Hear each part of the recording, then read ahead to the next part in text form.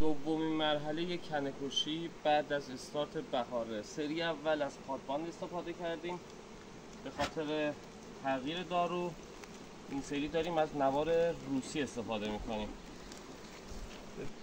همونطور که میبینید داخل کندو دارویی نیست، یعنی نوار پادباند رو برداشتیم و حدود 10 روز کندو بدون دارو موند تا تداخل دارویی ایجاد نشه. به ازای هر کندو میتونید یه نوار داخل کندو آویزون بکنید.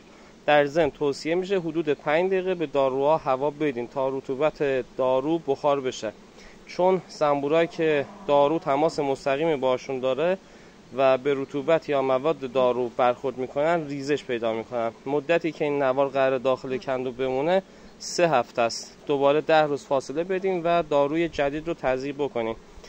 دلیل اینکه توصیه میکنیم دارو از داخل کندو حذف نشه اینه که زنبوردارا هر سال تلفات زیادی رو میدن، بیشترش هم به خاطر کنه است. هرچی باشه این کندوها سرمایه‌ای ما حساب میشن.